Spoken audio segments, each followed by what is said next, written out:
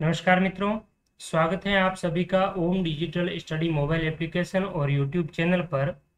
इस video series के अंतर्गत हम राजस्थान कर्मचारी चयन बोर्ड के द्वारा वर्ष 2022 के विभिन्न एग्जाम्स में पूछे गए राजस्थान इतिहास, कला, संस्कृति, साहित्य, परंपरा, विरासत और राजस्थान की राज्य व्यवस्था से संबंधित महत्वपूर्ण प्रश्नों का डिस्कस कर रहे हैं, जो कि आगामी आपके PTI, third grade teacher, librarian, इसके अलावा second grade teacher, JEN, junior instructor इत्यादि आगामी सभी प्रतियोगी परीक्षाओं के लिए अत्यंत महत्वपूर्ण और सहायक सिद्ध होंगे।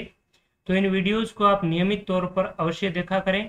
साथ ही साथ राजस्थान सामान्य ज्ञान की आप बहुत ही अच्छी तरीके से, बेहतरीन तरीके से तैयारी करना चाहते हैं तो ओम डिजिटल स्टडी मोबाइल एप्लीकेशन पर अलग अलग एग्जाम्स के लिए टेस्ट सीरीज भी अवेलेबल है और राजस्थान सामान्य ज्ञान की टॉपिक वाइज 50 टेस्टों का एक बहुत ही बेहतरीन टेस्ट पैकेज भी उपलब्ध है, जो कि नाम मात्र के शुल्क पर आपको 50 टेस्ट विस्तृत व्याख्या के साथ में मिल जाएंगे, जिसमें कुछ रिवीजन टेस्ट होंगे, फुल टेस्ट भी होंगे और ज़्यादातर आपके टॉपिक टेस्ट है, जो कि प्रत्येक टॉपिक को बहुत ही अच्छी तरीके से कवर करेगा, जिसमें राजस्थान माध्यमिक शिक्षा बोर्ड की हिंदी ग्रंथ अकादमी की स्टैंडर्ड बुक और राजस्थान बोर्ड के आरपीएससी और अधीनस्थ बोर्ड के जो प्रीवियस पेपर है वो उनमें सवाल के रूप में डाले हुए हैं विस्तृत व्याख्या के साथ में।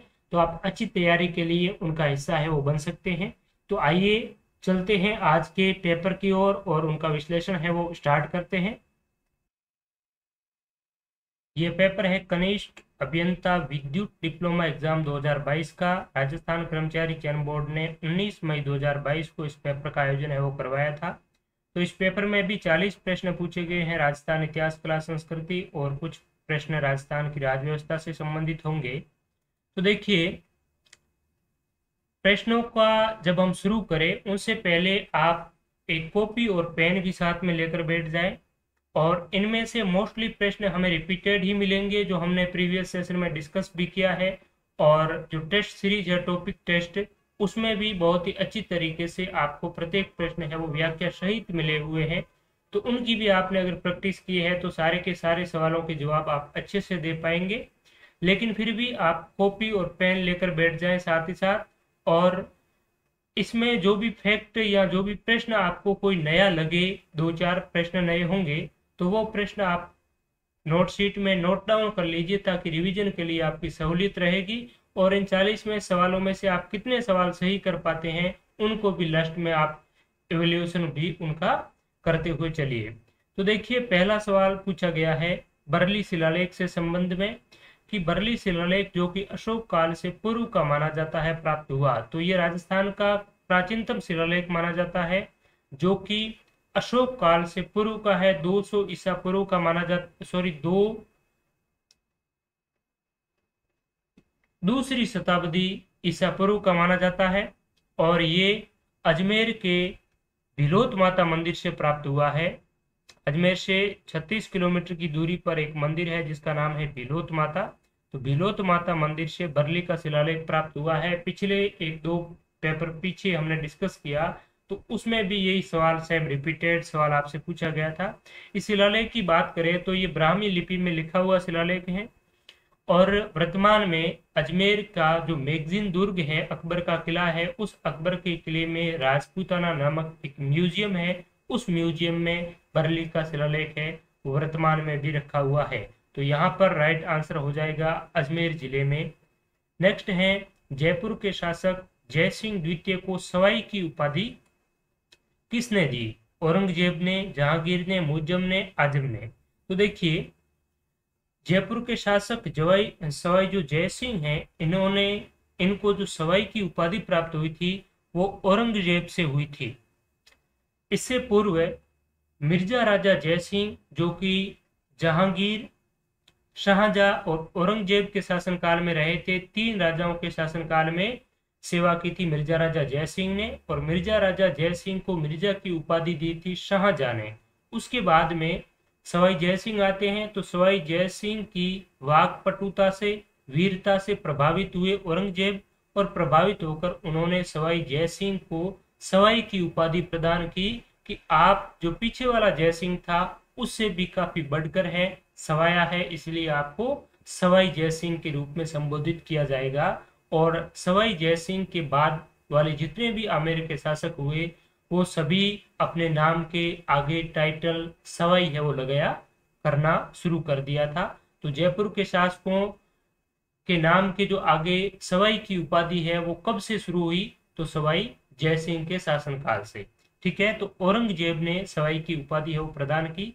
अब अगर सवाई की बात करें तो ये किस प्रकार से सवाया था, तो इन्होंने जयपुर की स्थापना की 1727 में विद्याधर भट्टाचार्य के माध्यम से। जयपुर का एक नक्शा बना करके अच्छी तरीके से नियोजित नगर की है वो सवाई जयसिंह ने स्थापना की।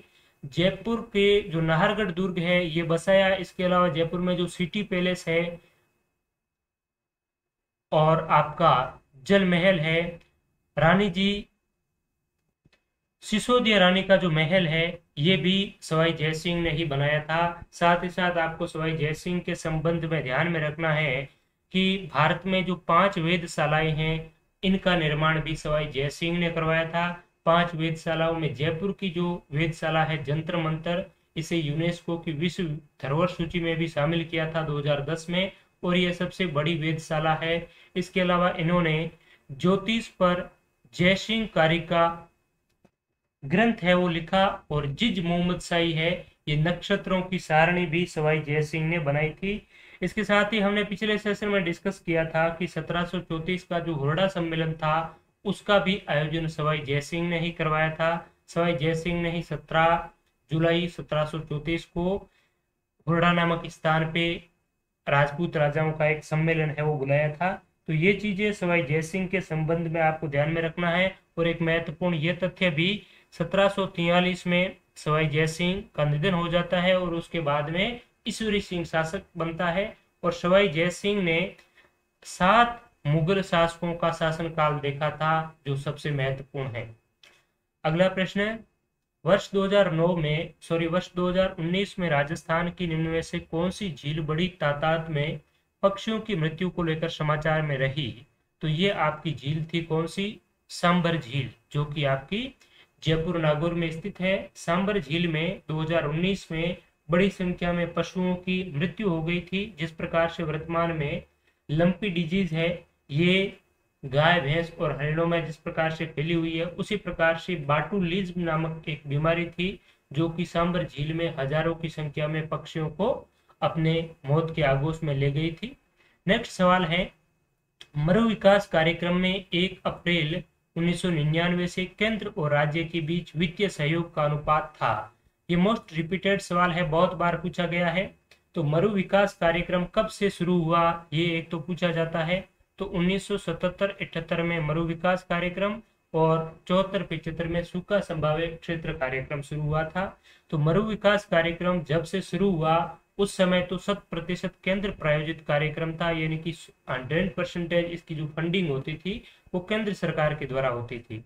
लेकिन 1 अप्रैल 1999 से इनका जो वित्तीय सहयोग है वो 25% स्टेट को भी देना है वो तय कर दिया था, राजस्थान को भी देना सुनिश्चित कर दिया था। तो यहाँ पर राइट आंसर हो जाएगा विकल्प नंबर बी, 75 केंद्र का और 25 अनुपात है ये राजस्थान का रहता है मरु विकास कार्यक्रम में, जो कि 1977-78 को शुरू किया गया था।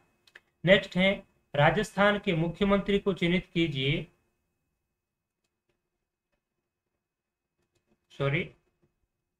राजस्थान के मुख्यमंत्री को चिन्हित करना है जिन्होंने किसी अन्य राज्य के राज्यपाल के रूप में भी कार्य किया, यानी कि राजस्थान के चीफ मिनिस्टर तो रहे ही रहे, सीएम के बाद में किसी अदर स्टेट के गवर्नर के रूप में भी अपॉइंट हुए थे। ऐसे राजस्थान के मुख्यमंत्री कौन है?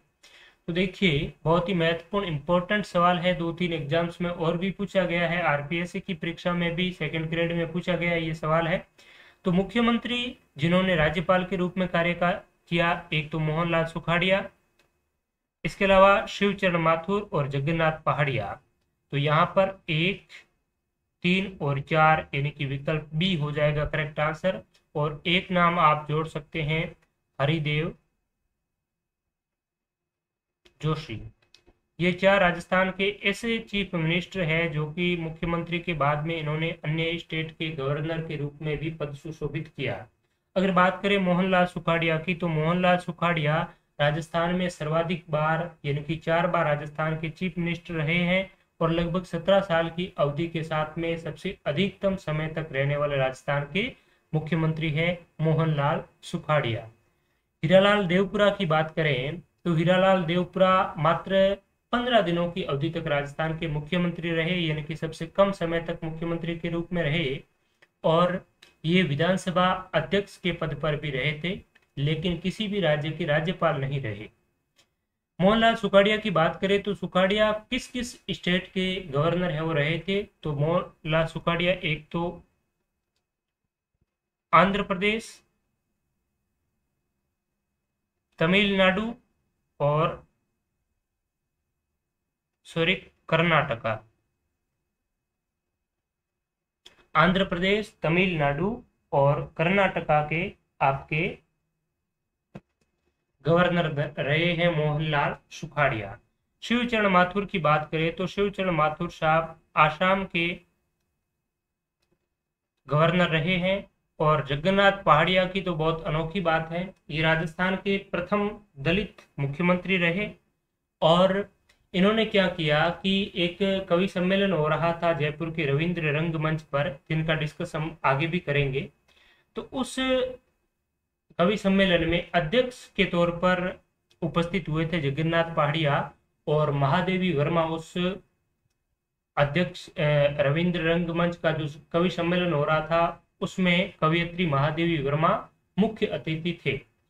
तो जगन्नाथ पहाड़िया ने कुछ विवादित टिप्पणी कर दी थी महादेवी वर्मा पर, और उस टिप्पणी के बाद में जितने भी कवि थे, जितने भी लेखक गण थे, वो भड़क उठे, और ये बात इंदिरा गांधी प्रधानमंत्री तक पहुंच गई, और जगन्नाथ पहाड़िया को अपने पद से हाथ धोना पड़ा, सीएम की कुर्सी से पद है वो छोड़ना पड़ा।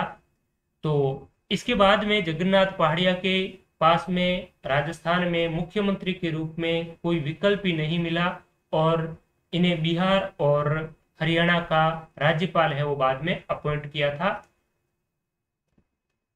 तो ये जगन्नाथ पहाड़िया के संबंध में महत्वपूर्ण जानकारी। तो ये राजस्थान के 4 मुख्यमंत्री सुखाड़िया, पहाड़िया, माथुर और जोशी, ये किसी अदर स्टेट के राज्यपाल भी रहे हैं, जो आपको जानना है, बेहद जरूरी है। नेक्स्ट है 21 जून को सूर्य राजस्थान के किस जिले में लंबवत चमकता है? तो राजस्थान का जो जिला है, सबसे दक्षिण का जिला जो कि कर्क रेखा जिसके मध्य से होकर गुजरती है, और ये जिला है आपका बांसवाड़ा, और इसी बांसवाड़ा पर सूर्य 21 जून को सबसे लंबवत चमकता है, यानी कि सबसे सीधा चमकता है बांसवाड़ा में। और सबसे तिरछा चमकता कहाँ पर है? तो सबसे उत्तर में है गंगानगर, तो गंगानगर में सबसे तिरछा और सबसे लंबवत या सीधा है बांसवाड़ा में चमकता है। नेक्स्ट है कौन सा मंदिर गुर्जर प्रतिहार वास्तुशैली का नहीं है? ये इस प्रकार से सवाल काफी बार पूछा जाता है कि कौन सा मंदिर है वो किस शैली का बना हुआ है। तो ये राजस्थान की जो स्थापत्य शैली की प्रमुख विशेषता जो टॉपिक दे रखा है सिलेबस में, आपके जो चाहे जेईएन की बात करें, लाइब्रेरियन की बात करें, इसके अलावा पीटीआई की बात करें सेकंड ग्रेड, इन सभी में लगभग ये चीज दे रखी है, वास्तु मंदिर स्थापत्य की प्रमुख विशेषता या स्थापत्य कला की प्रमुख विशेषता। तो उसी से जुड़ा ये सवाल है। तो अगर बात करें दधिमती माता का मंदिर जो कि गोट मांगलोद में स्थित है, दधिमती माता का मंदिर, किराड़ू का मंदिर सोमेश्वर मंदिर के नाम से जाना जाता है जो कि बाड़मेर में है, इसे राजस्थान का खजुराहो कहा जाता है। और ओसिया जोधपुर में पड़ता है, ओसिया का सूर्य मंदिर, सचियाय माता का मंदिर और हरिहर का मंदिर, ये भी आपके गुर्जर प्रतिहार वास्तुशैली से निर्मित मंदिर है। लेकिन ये जो कोटा का चारचौमा मंदिर है, बहुत बार एग्जाम में पूछा जाता है कि चारचौमा मंदिर कहाँ पर है, चारचौमा मंदिर किसका है? तो ये शिव का मंदिर है, कोटा जिले में स्थित है, और ये आपका नागर शैली में बना हुआ है। कौन सी शैली? नागर। ठीक है, तो गुर्जर प्रत्यार शैली की बात करें तो गोठ मांगलोद का दधिमती माता का मंदिर, किराडू का सोमेश्वर मंदिर, ओशिया का सूर्य मंदिर, हरिहर मंदिर, ये सारे आपके गुर्जर प्रत्यार शैली से बने हुए हैं। और गुर्जर प्रत्यार की बात करें तो राजस्थान में गुर्जर प्रत्यारों का सबसे जो उल्लेख है, अगर किसी अभिलेख की बात करें तो आपका घटियाला का जो अभिलेख है जोधपुर वाला, कक्कुक बाउक इत्यादि उनकी उत्कीर्णकर्ता थे। तो उस अभिलेख में रोहिल्यद्दी हरिश्चंद्र का नाम मिलता है, जो गुर्जर प्रत्यारों के आदि पुरुष माने जाते हैं। और अगर राजस्थान के जिलों की बात करें वर्तमान, तो भीनमाल और जालोर में गुर्जर प्रत्यारों ने शासन है वो किया था। इसके अलावा मंडोर में भी गुर्जर प्रत्यारों की राजधानी है वो रही है। ठीक है, तो ये आपके गुर्जर प्रत्यार शैली के प्रमुख मंदिर है, अच्छे से आपको ध्यान में रखना है। गोठ मांगलोद का दधिमती माता का मंदिर, बाड़मेर में किराडू का सोमेश्वर मंदिर, ओशिया का सूर्य और हरिहर मंदिर। ठीक है, नेक्स्ट है चौहान वंश के संस्थापक सहसमल की राजधानी क्या थी। तो हमने तो पढ़ा है कि चौहान वंश के संस्थापक वासुदेव चौहान को माना जाता है, जिन्होंने सांबर झील का निर्माण करवाया और चौहान वंश की स्थापना की।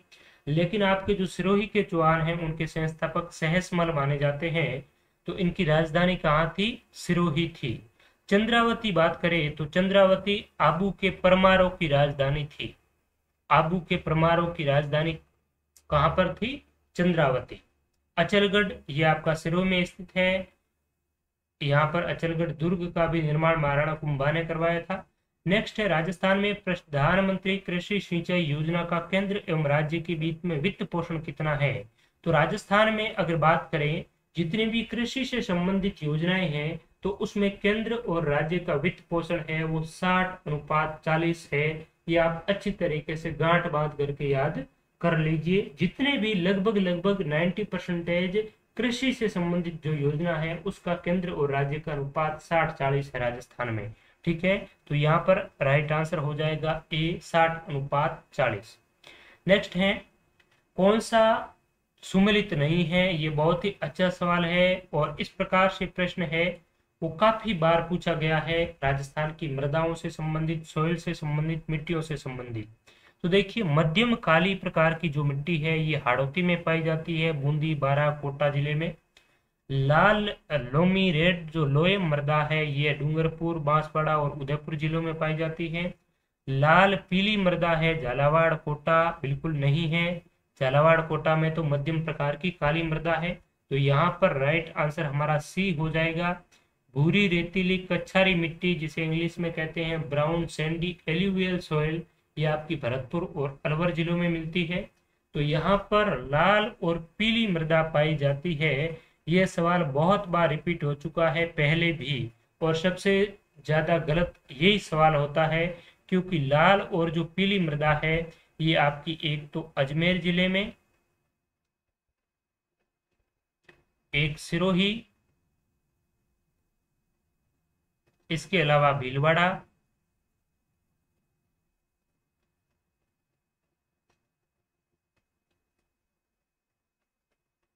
राजसमंद, ये जो जिले हैं यहाँ पर लाल और पीली प्रकार की मृदा है वो देखने को मिलती है। तो अच्छी तरीके से आपको याद कर लेना है, ध्यान में रख लीजिए कि लाल पीली मृदा।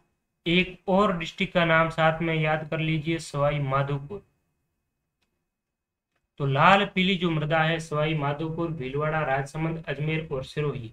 अजमेर, सिरोही, सवाई माधोपुर, राजसमंद और भीलवाड़ा में लाल पीली प्रकार की मृदा है वो आपको देखने को मिलती है। तो इसमें सी है वो कि सही सुमेलित नहीं है।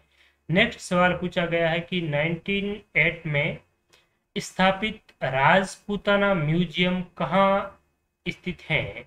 तो ये जो राजपूताना म्यूजियम वो यही म्यूजियम है जो मैंने आपको शुरुआत में बताया कि बिलोत माता मंदिर से प्राप्त जो बरली का शिलालेख है वो अजमेर के राजपूताना म्यूजियम में स्थापित किया गया है।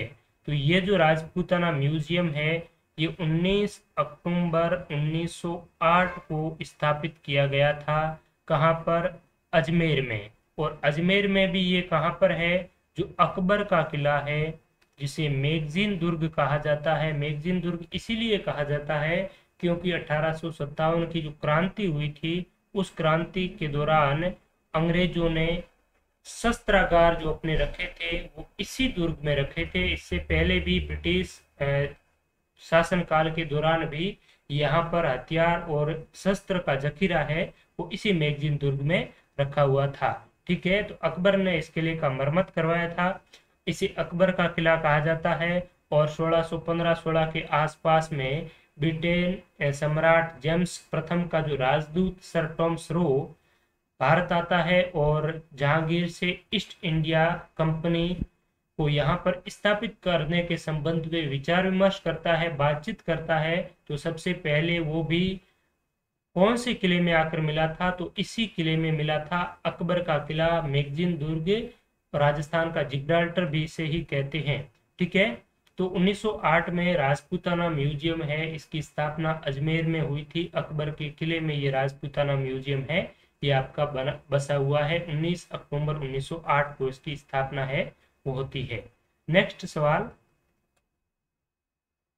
राजस्थान में छावनी बोर्ड की स्थापना कहाँ की गई? तो राजस्थान में एक छावनी बोर्ड है जो कि कहाँ पर है, नसीराबाद में है। और 1857 की जो क्रांति हुई थी वो भी 28 मई 1857 को नसीराबाद की छावनी के 15वीं बंगाल नेटिव इन्फेंट्री के सैनिकों द्वारा 1857 की क्रांति का सूत्रपात राजस्थान से किया था। और ये राजस्थान की छावनी बोर्ड भी है। 1857 की क्रांति के दौरान राजस्थान में 6 जो सैनिक छावनियां थी जिसमें नसीराबाद प्रमुख थी। यहीं से क्रांति की शुरुआत है वो हुई थी। वर्ष 2002-3 में राजस्थान में कितने जिले सूखे से प्रभावित थे? तो वर्ष 2002-3 में राजस्थान के जितने भी जिले थे सभी जिले यानी कि पूरा राजस्थान सूखे से प्रभावित था। तो यहाँ पर जिले पूछे गए हैं, ये आपको अच्छी तरीके से समझना होगा। जब मैराथन वीडियोस और पहले वाले लाइव सेशन हमने कहीं डिस्कस किए तो उसमें भी मैंने आपको बहुत ही अच्छी तरीके से बताया था कि 2002-3 में राजस्थान के सभी जिले हैं वो सूखे से प्रभावित हुए। आपसे पूछा जा सकता है कि कितने जिले सूखे से प्रभावित हुए, तो उस समय राजस्थान में जिले ही चूंकि 32 थे, इसीलिए राजस्थान के 32 जिले सूखे से प्रभावित हुए। क्योंकि उस समय ये जो राजस्थान का नव गठित जिला है वो 2008 में बना था। कौन सा? प्रतापगढ़।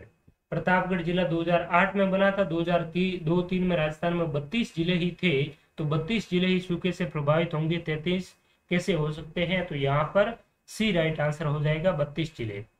मुख्यमंत्री जिन्हें एक कवयित्री पर विवादास्पद टिप्पणी के कारण त्याग पत्र देना पड़ा, तो मैंने आपको बताया ये 1981 की घटना है।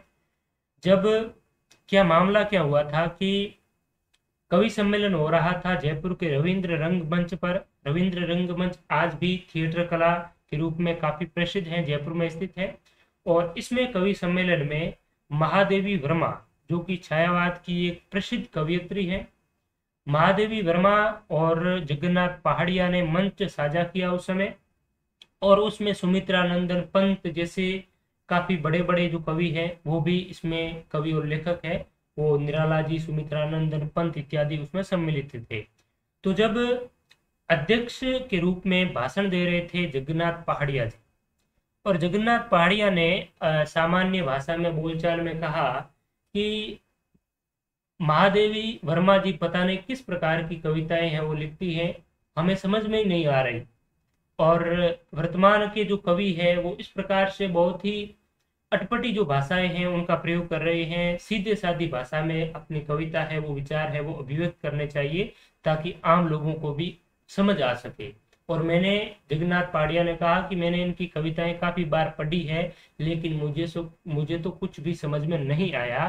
तो इस प्रकार की जो टिप्पणी है वो उन्होंने उस मंच से की, तो जितने भी कवि थे लेखक थे वो सभी भड़क उठे। और इनकी जो शिकायत है वो तत्कालीन प्रधानमंत्री इंदिरा गांधी थी, तो इंदिरा गांधी तक उनकी शिकायत पहुंची और उसके बाद में उनको अपनी कुर्सी से हाथ धोना पड़ा। और इस प्रकार से इनको आलोचना का शिकार होना पड़ा कि उसके बाद में कभी भी ये राजस्थान की राजनीति में लौट कर नहीं आए। बिहार और हरियाणा के राज्यपाल के रूप में इन्हें अपॉइंट है वो किया गया था। ठीक है, तो ये आपके थे जगन्नाथ पहाड़िया जो राजस्थान के प्रथम दलित मुख्यमंत्री रहे थे। ठीक है, अगला सवाल, रांगड़ी बोली की उपबोली है। तो रांगड़ी और निमाड़ी ये आपकी मालवी की उपबोली है। मालवी जो कि आपकी दक्षिण पूर्वी राजस्थान की बोली है मुख्यतः, ठीक है। और मालवी यानी कि मध्य प्रदेश से जो सटा इलाका है राजस्थान का, उसी में मालवी बोली बोली जाती है। इसकी उपबोली है रांगड़ी और एक है आपकी निमाड़ी, ठीक है। काफी महत्वपूर्ण है, ध्यान रखें। मारवाड़ी की उपबोली की बात करें तो गोडवाणी है, टटकी है, थली है, ये आपकी मारवाड़ी की उपबोली है।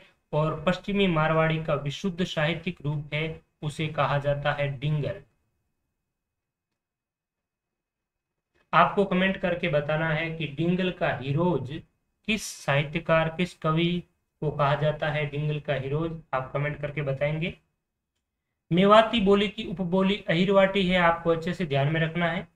नेक्स्ट, गलत युग्म की पहचान कीजिए। राजस्थान के जो प्रजामंडल आंदोलन है वो दिए हुए हैं और उनके अध्यक्ष कौन है वो यहाँ पर दिए हुए हैं, जो कि गलत कौन सा है वो सम्मिलित करना है, पहचान करना है। तो करौली प्रजामंडल की स्थापना त्रिलोक चंद माथुर ने की थी। कब की? 1938 में। ये आप सन भी याद रखिए। बीकानेर प्रजामंडल की बात करें तो पंडित हरिनारायण शर्मा ने अलवर प्रजामंडल की स्थापना की थी, ना कि बीकानेर की।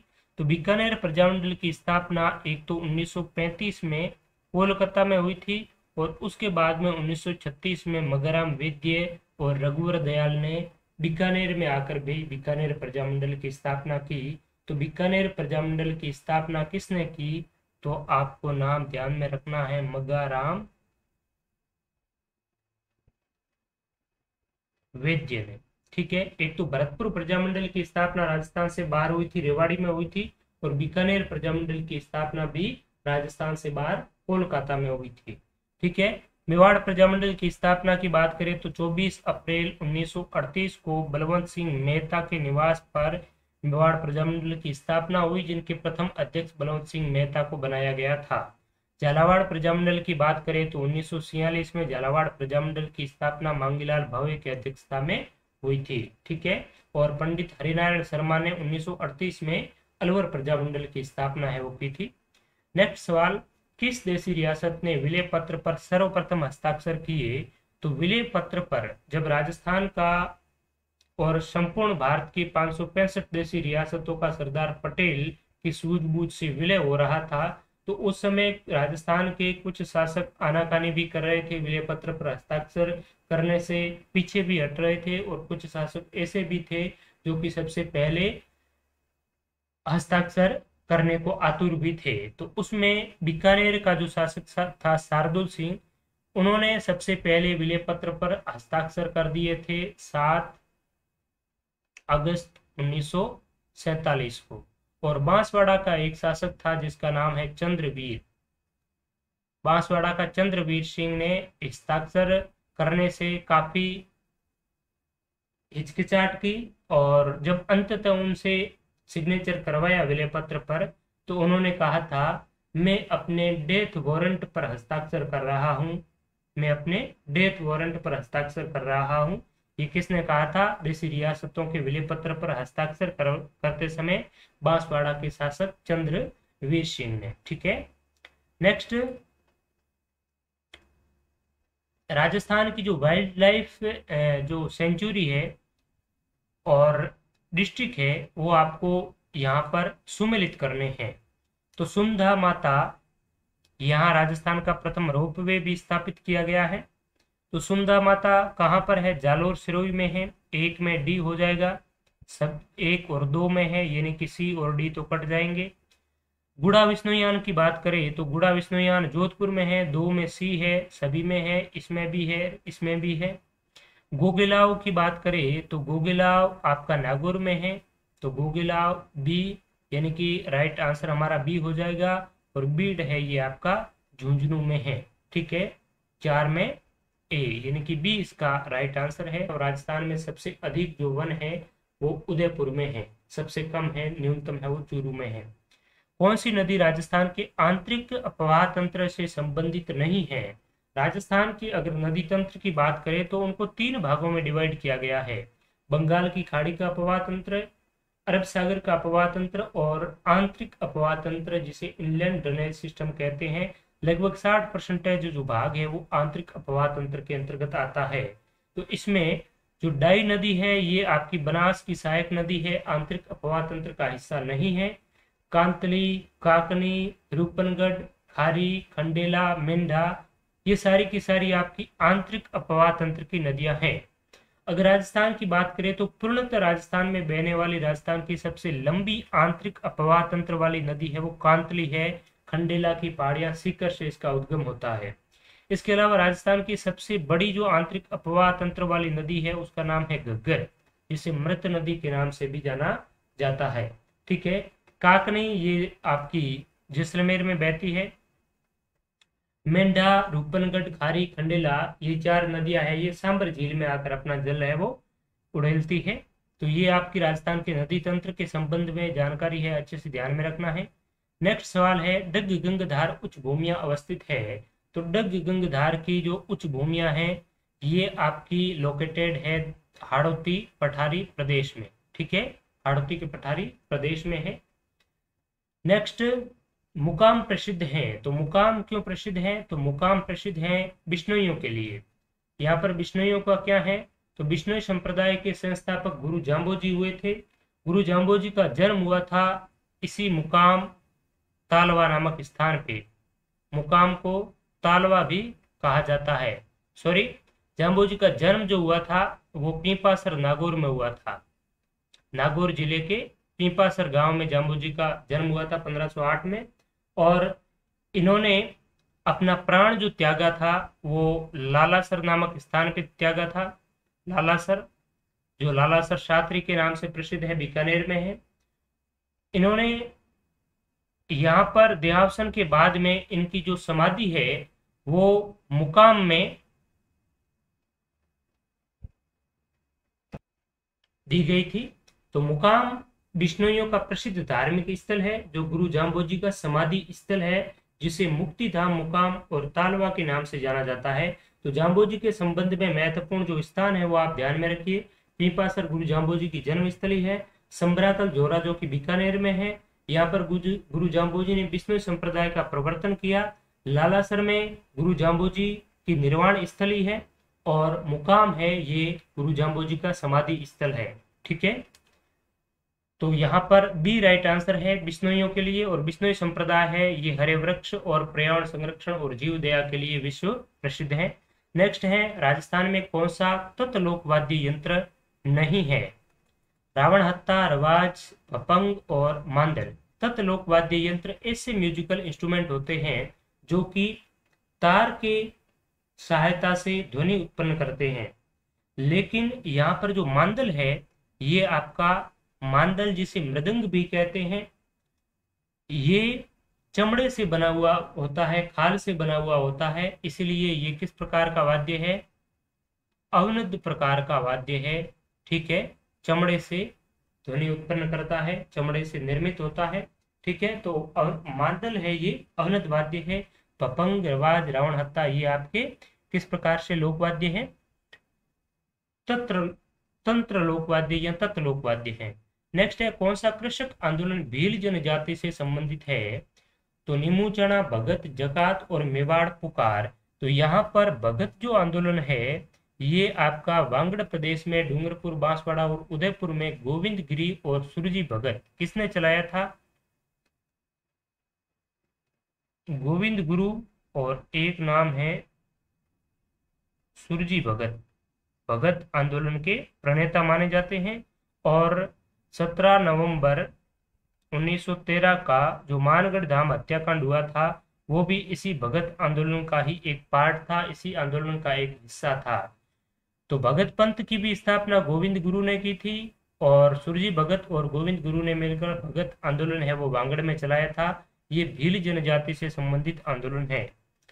इसके अलावा बात करें नीमू चना की, तो नीमू चना जो हत्याकांड है ये आपका मई 1925 में, 14 मई 1925 में नीमू चना अलवर में हुआ था। उस समय अलवर के शासक जय सिंह थे। ठीक है, जकात की बात करें तो जकात, गनीम, बराड़ ये लगान के प्रकार थे मध्यकालीन राजस्व व्यवस्था में। राजस्थान में विभिन्न प्रकार के किसानों से लगान वसूली जाती थी। उस लगान का एक प्रकार है जकात। इसके अलावा गनीम भी है, बराड़ भी है। एक बार सवाल भी पूछा गया था, जकात गनीम बराड़ क्या है, तो ये एक लगान के प्रकार हैं। मेवाड़ पुकार क्या था, तो ये मोतीलाल तेजावत द्वारा प्रस्तुत की गई 21 सूत्री मांग पत्र था, जो कि मेवाड़ महाराणा के समक्ष है वो प्रस्तुत किया गया था, जिसमें कि 18 मांगों को शासक ने स्वीकार किया था। नेक्स्ट है जहांगीर और सर टॉमस रो की सन 1616 की प्रथम जो मुलाकात है, व्यापारिक मुलाकात, राजस्थान के किस दुर्ग में हुई, तो ये राजस्थान के उसी दुर्ग में हुई थी जिसका हमने अभी डिस्कस किया, अकबर का किला मैगजीन दुर्ग। यानी कि अकबर के दुर्ग में 1616 की सर टॉमस रो और जहांगीर की व्यापारिक जो मुलाकात हुई वो यहाँ पर हुई थी।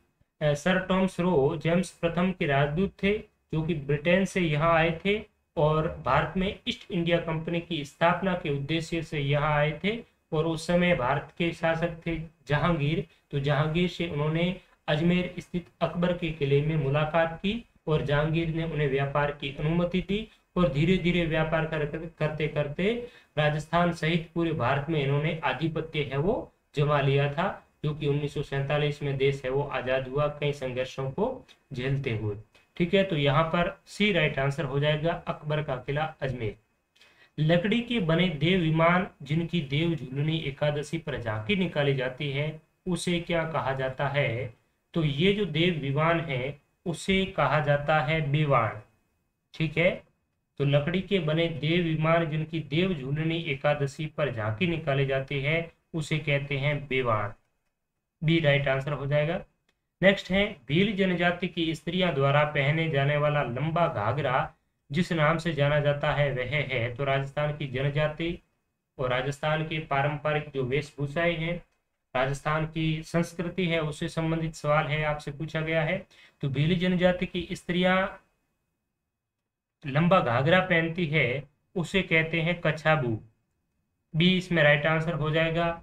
पू इसे टापरा भी कहते हैं। भील जनजाति के जो घर होते हैं उन घरों को पू या टापरा कहते हैं। ठीक है, और कर्नल जेम्स टोड ने भीलों को वन पुत्र कहा था, वन पुत्र। और भील जाति की जो उत्पत्ति है वो भील शब्द से मानी जाती है, जिसका अर्थ होता है तीर कमान। नेक्स्ट है राजस्थान की पॉलिटी से जुड़ा सवाल। राजस्थान के निम्नलिखित में से कौन से संवैधानिक पदाधिकारी राज्यपाल द्वारा नियुक्त किए जाते हैं लेकिन उन्हें राज्यपाल द्वारा पद से नहीं हटाया जा सकता। यानी कि ऐसे संवैधानिक पदाधिकारी जिन्हें अपॉइंट तो गवर्नर करते हैं लेकिन पद से हटाने का अधिकार गवर्नर के पास में नहीं होता है, तो वो है राज्य निर्वाचन आयुक्त यानी कि इलेक्शन कमीशन और राज्य लोक सेवा आयोग के अध्यक्ष और सदस्य। तो 2 और 3 इसमें राइट आंसर हो जाएगा। राज्य निर्वाचन आयोग की बात करें तो अनुच्छेद जो 243 के है उसमें निर्वाचन आयोग के बारे में वर्णन है। और आरपीएससी के अध्यक्ष और सदस्य की बात करें तो आरपीएससी के एक तो अध्यक्ष होता है प्लस 7 सदस्य होते हैं। अध्यक्ष सहित सदस्यों की संख्या है वो 8 है। 1949 में राजस्थान लोक सेवा आयोग है वो अस्तित्व में आया था और राजस्थान लोक सेवा आयोग के जो अध्यक्ष है और सदस्य है वो राजस्थान इलेक्शन कमीशन जो कमिश्नर है, राजस्थान के चुनाव आयुक्त है, उन्हें अगर पद से निलंबित करना हो तो निलंबित तो गवर्नर कर सकते हैं, लेकिन सस्पेंड यानी कि टर्मिनेट या बर्खास्त है वो करने का अधिकार राष्ट्रपति के पास में है। राष्ट्रपति उन्हें टर्मिनेट कर सकते हैं, बर्खास्त कर सकते हैं, लेकिन राज्यपाल अपॉइंट कर सकते हैं लेकिन पद से हटा नहीं सकते।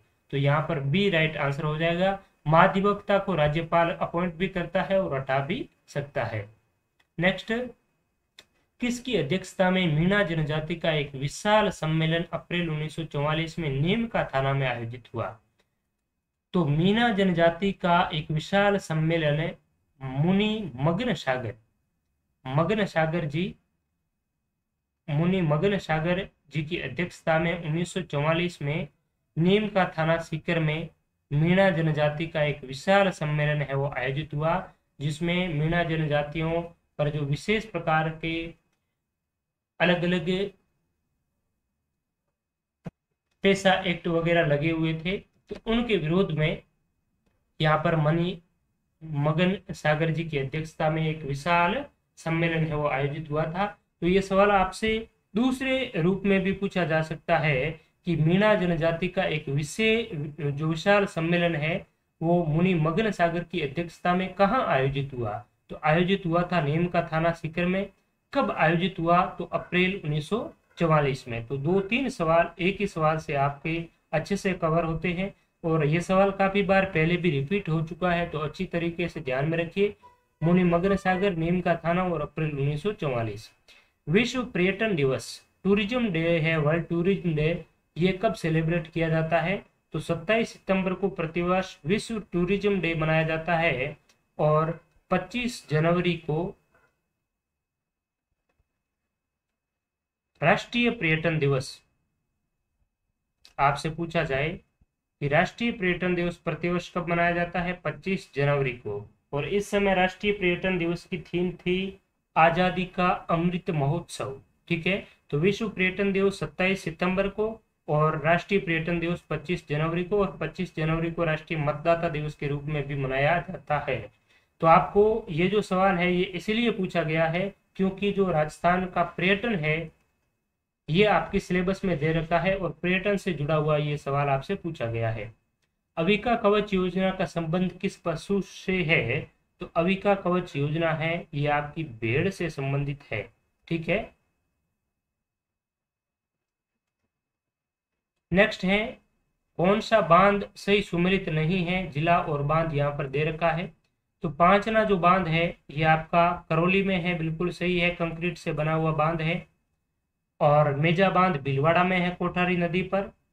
जवाई बांध यही सही से सुमेलित नहीं है। जवाई बांध आपका कहाँ पर है? पाली में स्थित है, जिससे मारवाड़ का अमृत सरोवर कहा जाता है। ठीक है, जवाई बांध पाली। चाकन बांध ये बूंदी में स्थित है। ठीक है, 1857 के विद्रोह के समय राजस्थान का एजेंट टू गवर्नर जनरल कौन था?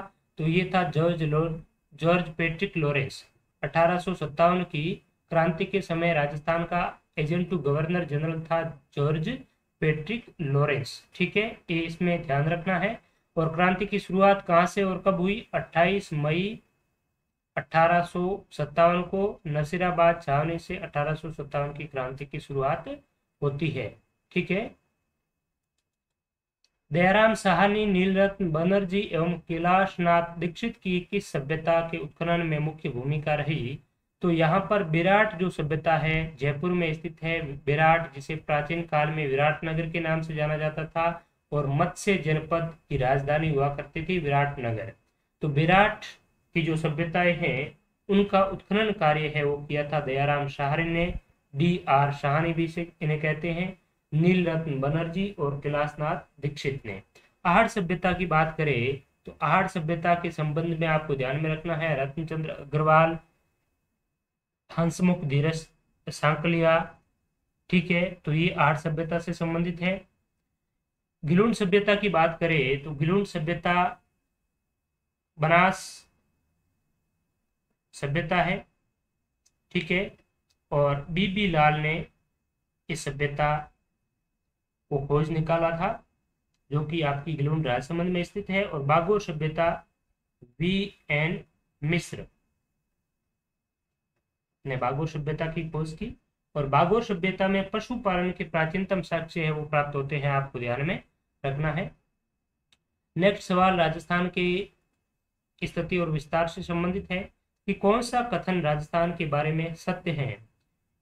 इसका आकार विषम कोण चतुर्भुज के समान है। इसका उत्तर से दक्षिण का विस्तार 869 किलोमीटर है। स्थलीय सीमा 5920 किलोमीटर और इसका क्षेत्रफल 3,42,329 वर्ग किलोमीटर। तो इसमें सत्य वाला एक ही कथन है ए, यानी कि राजस्थान का जो आधार है ये विषम कोण चतुर्भुज के समान है, यानी कि राजस्थान की जो आकृति है वो आपकी रोम्बस शेप के समान है। इसे पतंगाकार भी कहा जाता है। ठीक है, इसका अगर उत्तर से दक्षिण विस्तार देखें तो उत्तर से दक्षिण विस्तार है 826 किलोमीटर, ठीक है। और पूर्व से पश्चिम जो विस्तार है ये 869 किलोमीटर है। और इसके मध्य की जो अंतराल है वो 43 किलोमीटर है, जिसका हमने पिछले पेपर में डिस्कस भी किया था। राजस्थान की स्थलीय सीमा की बात करें तो स्थलीय सीमा को दो भागों में बांटा जाता है। 4850 किलोमीटर तो अंतर्राज्यीय सीमा है, 1070 किलोमीटर रेड क्लिफ लाइन के नाम से पाकिस्तान के साथ में लगने वाली अंतर्राष्ट्रीय सीमा है। तो कुल मिलाकर ये हो जाती है 5920 किलोमीटर। तो राजस्थान की स्थलीय सीमा कितनी है? 5920 किलोमीटर, ना कि 6920।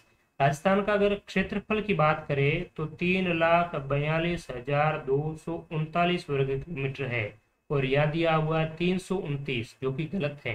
तो 34, 22, 39 राजस्थान का क्षेत्रफल है, जो भारत के टोटल एरिया का 10.41% हिस्सा रखता है, ठीक है। तो इस प्रकार से जो आपसे सवाल है वो पूछा गया है, बहुत ही इजी सवाल है। तेजाजी से संबंधित कौन सा स्थल है? वो सुमेलित नहीं है। खरनाल तेजाजी की जन्म स्थली है, बिल्कुल सही है। पनेर तेजाजी का ननियाल नहीं है, पनेर तेजाजी का क्या है? ससुराल है, ठीक है। और तेजाजी की पत्नी का नाम क्या था? तो तेजाजी की पत्नी का नाम पेमल, और घोड़ी का नाम लीलन, जिसे श्रृंगारी भी कहते हैं। सुरसुरा तेजाजी का समाधि स्थल है, जो कि अजमेर में है। परबतसर तेजाजी के मुख्य जो मेले का स्थल है वो परबतसर नागौर में है। भाद्रपद शुक्ल दशमी को तेजा दशमी के रूप में मनाई जाती है, और इस दौरान परबतसर में विशाल मेले का भी आयोजन है वो होता है, ठीक है। नेक्स्ट, और तेजाजी को काला व बाला के देवता के रूप में पूजे जाते हैं। काला का मतलब होता है काला सांप, और बाला उस समय नारू रोग था। तो नारू रोग से भी ग्रस्त अगर कोई लोग तेजाजी के मंदिर में आकर तेजाजी के नाम की राखड़ी बांधते थे तो नारू रोग से भी उन्हें मुक्ति मिल जाती थी। इसलिए इन्हें काला व बाला के देवता के रूप में जाना जाता है। नेक्स्ट है, मारवाड़ के प्रसिद्ध घोड़ला उत्सव की शुरुआत जोधपुर के किस शासक के काल में हुई? तो जो घोड़ला उत्सव है, ये घोड़ला नृत्य है, ये मारवाड़ के शासक थे राव सातल, उनके समय में हुई थी। हुआ क्या था कि इनके शासन काल में एक घोड़ले खां नामक व्यक्ति के द्वारा कुछ महिलाओं का, कुंवारी कन्याओं का अपहरण कर लिया था, और अपहरण के बाद में राव सातल ने उन्हें छुड़ाया था, और उसके बाद में घुड़ले खां की जो मौत के घाट उन्हें उतारा गया था, उन्हीं की खुशी में घुड़ला नृत्य है वो आयोजित होता है। विशेष तौर पर मारवाड़ में आयोजित होता है।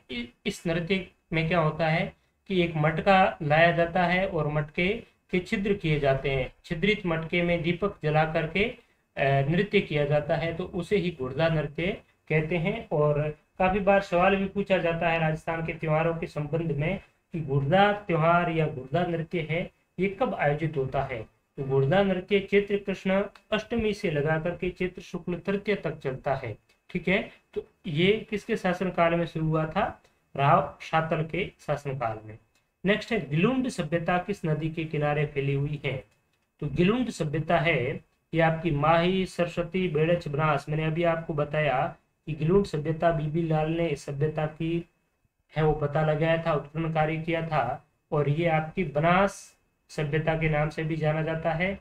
आहड़ के पास में भी आपकी गिलुंड सभ्यता है, ये राजसमंद से प्राप्त होती है, ठीक है। और इस सभ्यता में विशेष तौर पर देखने योग्य बात यह है कि जो ईंटें प्राप्त हुई है वो पकी हुई ईंटें प्राप्त हुई है।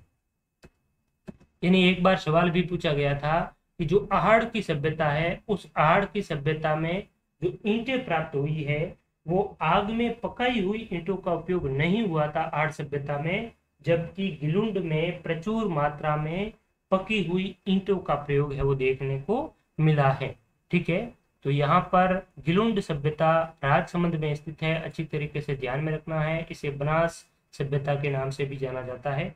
नेक्स्ट है राजस्थान में ड्यून मुक्त ट्रैक्ट पाया जाता है। ड्यून फ्री जो ट्रैक्ट है ये राजस्थान में कहाँ पर पाया जाता है? तो ये पाया जाता है राजस्थान के बीकानेर, जैसलमेर, फलोदी और पोखरण क्षेत्र में। बालू का स्तूप मुक्त प्रदेश के रूप में जाना जाता है, बीकानेर, जैसलमेर, फलोदी और पोखरण। अगला सवाल है कि राजस्थान में साहेबा का युद्ध किस वर्ष लड़ा गया?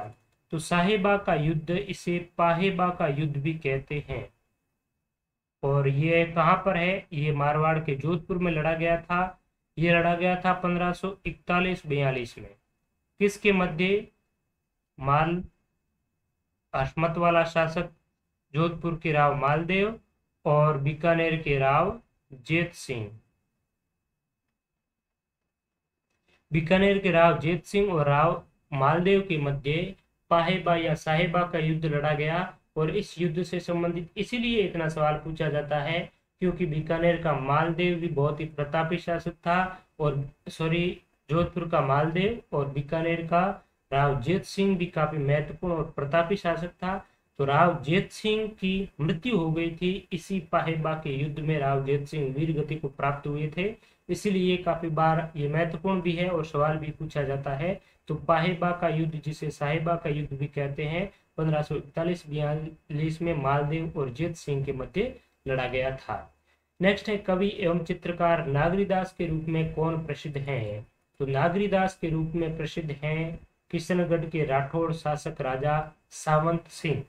ठीक है, तो सावंत सिंह स्वयं भी एक फेमस पोएट और पेंटर थे, और इन्हें नागरीदास के रूप में इसीलिए जाना जाता है क्योंकि ये कृष्ण भक्त थे और कृष्ण को एक दास भाव की रूप में कृष्ण की पूजा है वो करते थे। साथ ही साथ इनके शासन काल में एक प्रसिद्ध चित्रकार हुए थे जिसका नाम है निहाल चंद। निहाल चंद, जिसे मोर ध्वज भी कहा जाता है। निहाल चंद मोर ध्वज ने बनी ठनी की प्रसिद्ध जो पेंटिंग है वो बनाई थी, बना करके सावंत सिंह को है वो भेंट की थी। और इस पेंटिंग को एरिक डिक्सन ने प्रकाश में लाने का श्रेय जाता है। फयाज अली और एरिक डिक्सन ने बनी ठनी को प्रकाश में लाया, और इस बनी ठनी को राजस्थान की और भारत की मोनालिसा कहा जाता है। ठीक है, तो बनी ठनी कहाँ की है? किशनगढ़ की प्रसिद्ध चित्र है, किशनगढ़ शैली का प्रसिद्ध चित्र है बनी ठनी, जो कि निहाल चंद मोर ध्वज ने बनाया था राजा सावंत सिंह के शासनकाल में। इसको प्रकाश में लाने का श्रेय फयाज अली और एरिक डिक्सन को जाता है। इसे भारत की मोनालिसा कहा जाता है। ठीक है, मोनालिसा लियोनार्डो दे विंसी के द्वारा बनाई गई पेंटिंग है जो कि काफी प्रसिद्ध है, और उसी की तर्ज पर इसे भी भारत की मोनालिसा कहा जाता है। ठीक है, तो यहाँ पर राइट आंसर आपका हो जाएगा राजा सावंत सिंह। तो इस पेपर में हमने 40 महत्वपूर्ण प्रश्नों का बहुत ही अच्छी तरीके से डिस्कस किया। उम्मीद करता हूं कि आपको ये सेशन बहुत ही अच्छा लग रहा होगा, पसंद आ रहा होगा। इस संबंध में कमेंट सेक्शन में अपनी प्रतिक्रिया और सुझाव जरूर शेयर करें। आप सभी का बहुत बहुत धन्यवाद। फिर मिलेंगे और महत्वपूर्ण वीडियो के साथ में, तब तक के लिए शुक्रिया, नमस्कार।